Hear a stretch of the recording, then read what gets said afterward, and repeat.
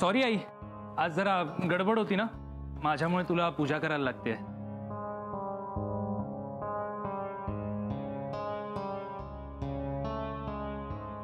अरे काही हरकत नाही रे बाळा. घे, झालं सगळं तुझं, आवरलंस? हे अंगारा लावून घेतलंस का बरोबर सगळं? झाली तयारी नीट? आणि हे बघ सोहम, न खाता पिता नको जाऊस बाहेर. सगळं तयारी मी पटकन वाढते तुला. आई आई नको, मला खूप घाई आहे, बस चुकेल माझी. बसची फ्रिक्वेन्सी पण एवढी कमी आहे ना, त्यात 3-3 जागी जायचं आहे मला नोकरी शोधायला. आई मी ना एक काम करतो, आज सगळी कामं झालीत ना की देवळात जातो, देवासमोर नारळ फोडतो आणि त्याला सांगतो मला नोकरी मिळू दे. देवा खरंच नोकरी मिळू दे रे मला. नारळ घ्यायला तरी पैसे आहेत का?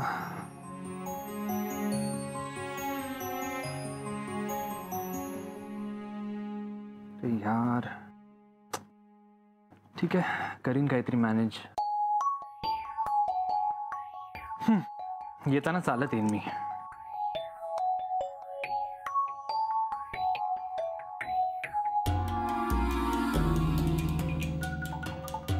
बाबड्या थांब, हे घे. आई अगं हे काय? अरे थोडे पैसे ठेव जवळ.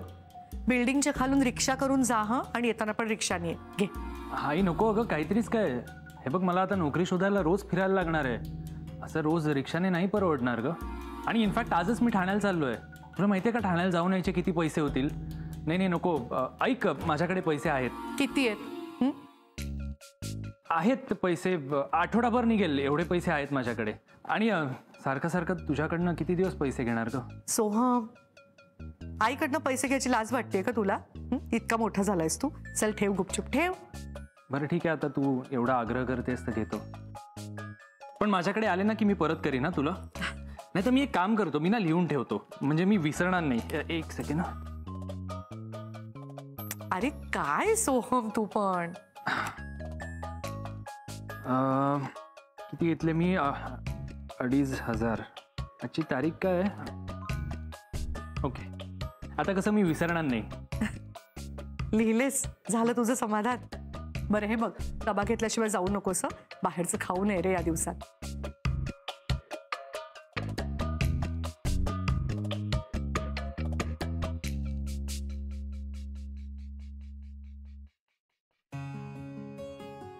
आई, डबा कोणाचा भरताय तुम्ही? अगं सोहमसाठी डबा भरतीये. म्हणजे मी डबा भरतीये खरा, त्याला खायला वेळ मिळणार आहे की नाही कोण जाणे. अगं त्याला इंटरव्ह्यू साठी जायचंय ना 2-3 ठिकाणी आज. बिचारा खूप दगदग करतोय ग, किती मेहनत घेतोय, कष्ट करतोय. अगं मी बाबांचा फोन आहे की काय कट झाला. माझी मैत्रीण शलाका, तिचा फोन होता. तुम्हाला माझ्याशिवाय एक मैत्रीण आहे? मला नाही बोललात कधी. शुभ्रा, अगं ही शलाका माझी मैत्रीण पूर्वी इथेच राहायची आपल्या इथे. तिच्या मिस्टरांना बढती मिळाली आणि ते पुण्याला गेले आणि कायमचे तिथेच राहिले. ती मला सांगत होती तिच्या मिस्टरांच्या ना खूप ओळखी आहेत मोठमोठ्या कंपन्यांमध्ये. त्यांनी बऱ्याच जणांना नोकरीला लावलंय. मी मध्ये तिला फोन केला होता, सोहमसाठी काही होतं का बघ म्हणून. म्हणूनच तिचा फोन असेल. करून बघू का परत तिला? आई किती टेन्शन घेताय सोहमचं. करा, फोनवर बोला तिच्याशी, म्हणजे तुम्हाला बरं वाटेल. आणि सोहमचा डबा मी भरते. भाजी आहे त्यात. हॅलो शलाका, अगं फोन कट झाला तुझा. हो म्हणजे माझं जरा काम होतं तुझ्याकडे. तू म्हणत होतीस ना तुझ्या मिस्टरांनी खूप जणांना नोकरीला लावले म्हणून, तर जरा आमच्या सोहमसाठी बघायला सांगशील का ग त्यांना? म्हणजे तसा तो आज 2-3 ठिकाणी जाणार आहे इंटरव्ह्यू वगैरे द्यायला. मी ना त्याच्याशी बोल. काय करतेस आई तू?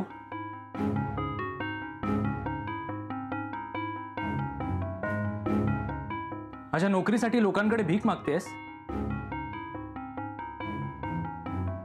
माझ्या कर्तृत्वावर विश्वास उरला नाहीये का आई तुझा? अरे तसं काही नाहीये रे बाळा. तू खूप काळजीत होतास ना, बाबरलेला दिसत होतास. मला जरा वाईट वाटलं म्हणून मी माझ्या त्या मैत्रिणीला फोन केला होता, एवढंच. सोहम, अरे सगळेच तुला मदत व्हावी म्हणून काहीतरी करताय. तू चिडचिड नको करूस. ओके सॉरी, पण माझ्यासाठी तुम्हाला कुठलाही कमीपणा घ्यायची गरज नाहीये. आई ग, आजपर्यंत 1 वाटी साखर नाही मागितली आहेस तू कोणाकडे. इतकी मानाने जगली आहेस. आणि तू हे माझ्या नोकरीसाठी लोकांकडे हात पसरतेस. आई प्लीज ग, असं नको करूस. तू असं केलंस ना, मी स्वतःच्या नजरेतनं पडीन ग. हे तर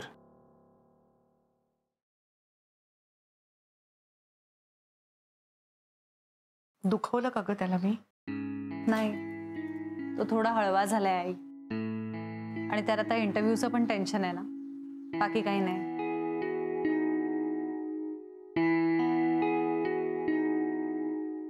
सर, आज भाजी घेताना मज्जा आली ना? ती म्हातारी भाजीवाली आजी कसली क्यूट होती. म्हातारा झालं की सगळेजण क्यूटच दिसायला लागतात.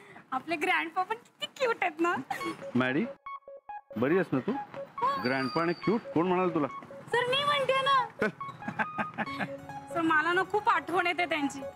किती दिवसात त्यांचं ए माडी माडी अशी हाक ऐकली नाही.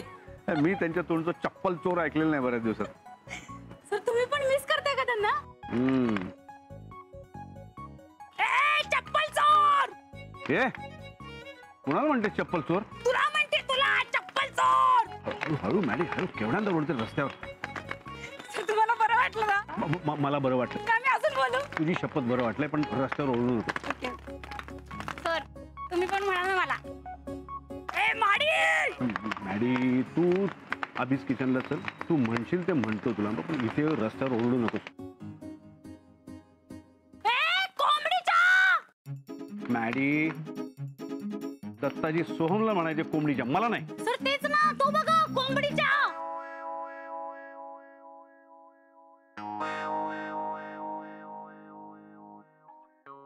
इथे काय करतोय? सर विचारू का?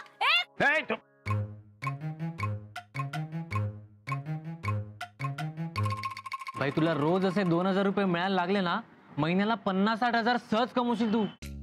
हे बघ, तू जळू नकोस रे. माझ्या आईकडे खूप पैसा आहे. आणि कोणासाठी आहे? ओ साहेब, एवढाच पैसा आहे तर माझी 600 रुपयाची उधारी फेडा ना. पैसे बघितले नाही ना की लगेच येतो मागायला. हे घे, 2 महिने मागू नको आता पुढचे. ऐक ना सोम, ते माझी पण देऊन टाक ना उधारी प्लीज. देतो रे. काय आता इंटरव्ह्यूला रोजच जायचंय. इंटरव्ह्यूच्या नावाखाली रोज बाहेर पडीन आणि आई काय मला बसने प्रवास करायला देणार नाही. ती टॅक्सी किंवा रिक्षासाठी पैसे देत राहील आणि अशी कमाई आपली होत राहील.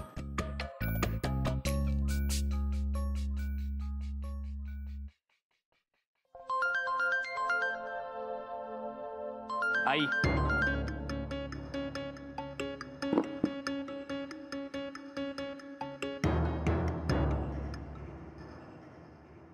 बघ ना का शुभ्रा, सोहम फोनच घेत नाहीये. आई इंटरव्ह्यू सुरू झाला असेल त्याचा, करेल तुम्हाला फोन. रागावला असेल का ग माझ्यावर? मी आता शलाकाला फोनच करायला नको होता. नाही हो आई, तो नाही राग धरून ठेवणार. मोकळा झाला की नक्की फोन करेल. नाही बरोबर आहे तुझं. आता फोन करून त्रास नाही देत त्याला.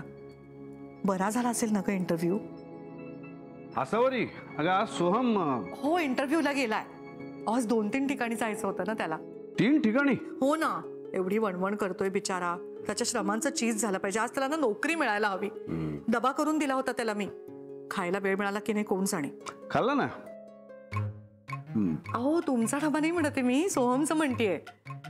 किती दगदग करतोय होतो. अगं पाकिटात ना फक्त 50-100 रुपये होते त्याच्या. 10 वाजता आणत होता. खूप पैसे आहेत त्याच्याकडे. मी जबरदस्ती त्याला पैसे दिले. म्हटलं टॅक्सीने रिक्षाने जाणं. कशाला आई, त्याने मॅनेज केलं असतं. हो अगं केलं असतं त्यांनी, पण त्याला सवय नाहीये ना म्हणून. कुठे गेला इंटरव्ह्यूला? ठाण्याला आहे म्हणत होता. ठाण्याला? नाही तसं जवळ आहे. अगं बाई आला आला. ये बबड्या, बस बस.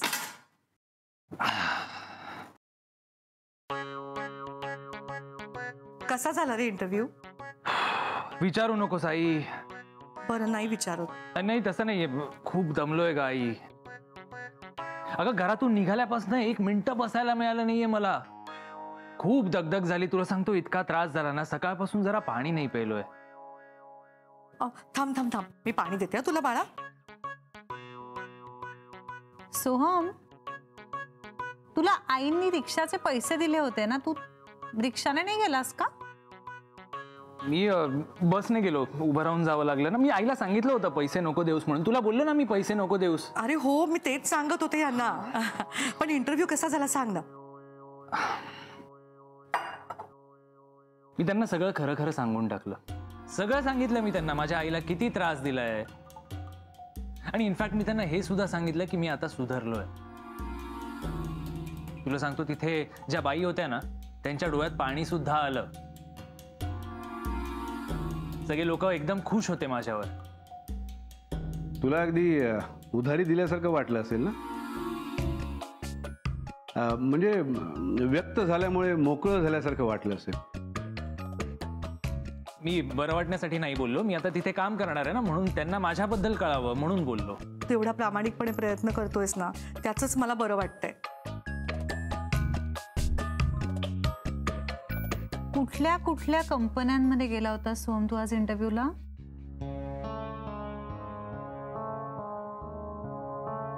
तू कशाला मला हे प्रश्न विचारतेस? तुला काय म्हणायचंय? मी कुठेच गेलो नव्हतो का इंटरव्ह्यू द्यायला? अरे मी असं कुठे म्हणाले, मी फक्त विचारलं तुला. हा, मी गेलो होतो एका कंपनीत. ओके, त्या एका कंपनीला काही नाव वगैरे आहे का?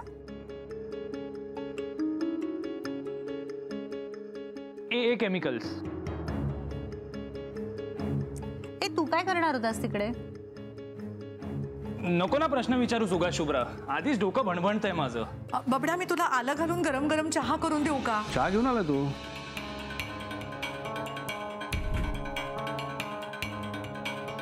आई, मी म्हटलं ना सकाळपासून चहा काय, साधं पाणी सुद्धा नाही प्यायलोय मी. चहा कुठून घेणार? कमाल आहे, हे इंटरव्ह्यू घेणारे चहा पण ऑफर करत नाहीत.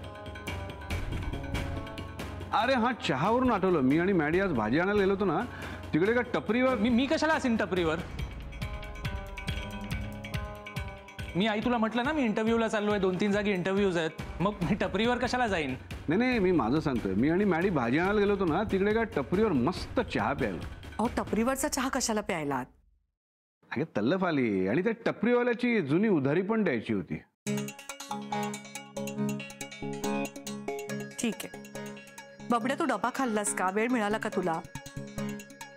नाही, वेळ नाही मिळाला मला. मग चल चल, काहीतरी गरम गरम खायला करून देते तुला, ये.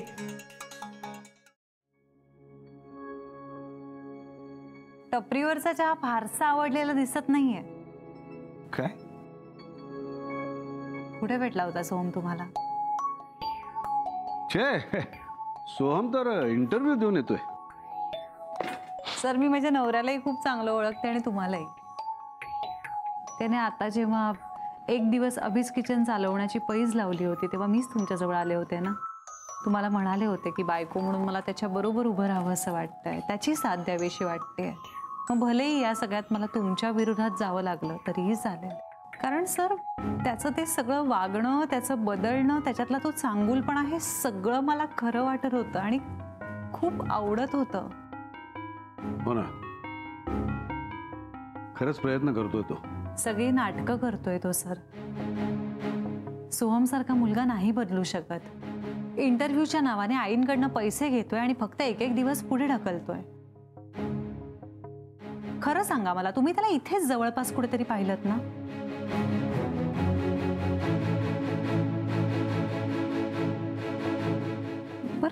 कमाल आहे सोहमची. म्हणजे तो हे सगळंच्या सगळं इतकं जेन्युइनली करत असतो ना की बापरे, हे सगळं खरं आहे असं वाटायला लागतं. अहो, माझ्यासारखी मुलगी पण फसलीच ना. का वागतोय सोहम, हे सगळं का करतोय? मला ना काही कळतच नाहीये. हे असं घरच्यांची फसवणूक करून तो काय साध्य करणार आहे? तो घरच्यांना फसवत नाहीये शुभ्रा, तो मला फसवतोय.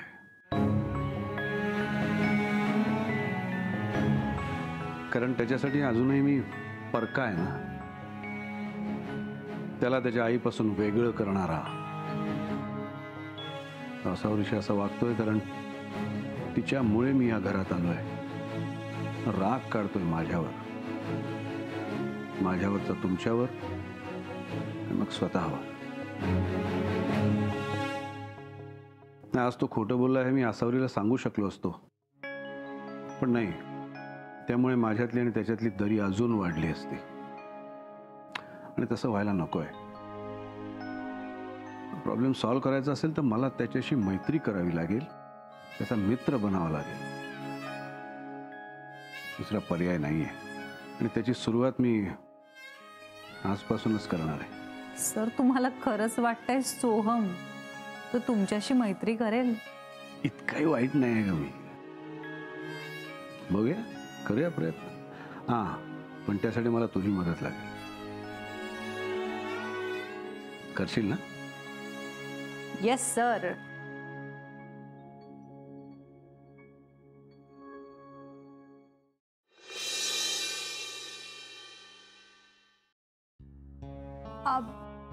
सोहम, तू हा जो काय गेम खेळतोस त्यात काय नेहमी तू जिंकत असशील ना? म्हणजे हा म्हणजे काय आहे आता, प्रतिस्पर्धी नाही, कॉम्पिटिशनच नाही, मग कोण जिंकणार? असं वाटतं तुला? मग एक काम कर, खेळ माझ्या बरोबर, बघूया कोण जिंकतं ते. नाही रे बाबा, तुझं बरं आहे, तू रोज प्रॅक्टिस करतोस दिवस रात्र, मी कुठे खेळते? असं कसं हरवू शकेन मी तुला? घे.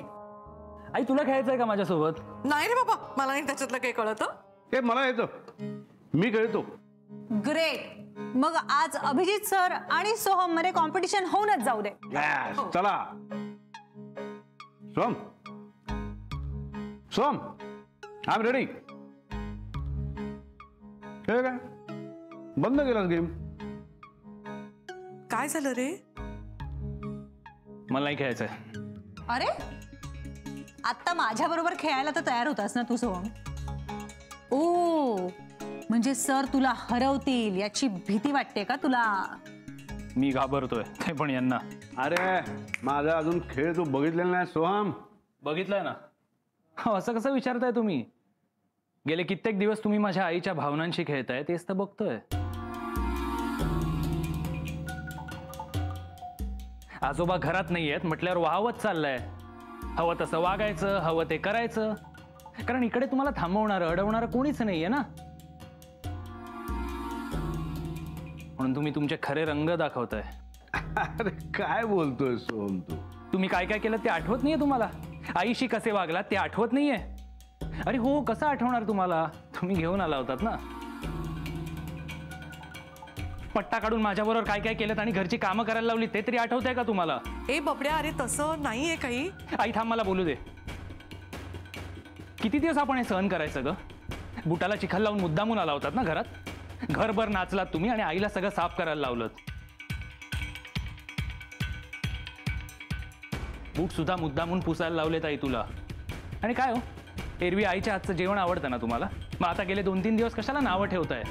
आई तुला दिसत नाहीये का गे? हे सगळं मुद्दामून करतायत हे कळत नाहीये तुला? की डोळ्यावर पट्टी बांधून घेतलीस तू आणि बांधली असशील ना तर ती काढ आणि बघ. हा माणूस तुला दिसतो तसा नाहीये.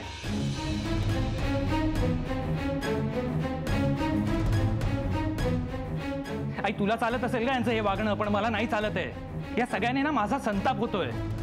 तुझ्याशी जे काही वागतायत ना ते बघून असं मला वाटतंय कोणीतरी माझ्या जखमेवर मीठ चोळतंय. एक वेळ माझ्या बाबतीत हे असे वागले असते ना मला चाललं असतं, पण तुझ्या बरोबर जे काही यांनी केलंय ना त्यासाठी नाही माफ करू शकत मी यांना.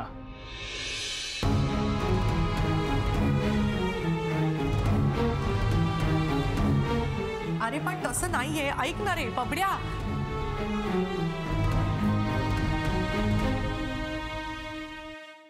तुम्ही त्याच्याशी मैत्री करावी म्हणून करत होतात ना हे सगळं. मी त्याला सांगून टाकू का? मागे तुम्ही जे वागला ते सगळं खोटं होतं, म्हणजे तो माझ्याशी कसा वागतो हे मला कळावं म्हणून तुम्ही हे करत होतात. सांगू का? नको, त्याचा विश्वास नाही बसणार. नाही आणि नकोच. त्यांनी काय उगीच वेगळा अर्थ काढला तर गडबड व्हायची. तुमची आणि त्याची मैत्री झाली असते ना तर खरंच खूप बरं वाटलं असतं मला. नका टेन्शन घेऊ आई, सरांची आणि सोहमची मैत्री नक्की होणार. अगदी नक्की.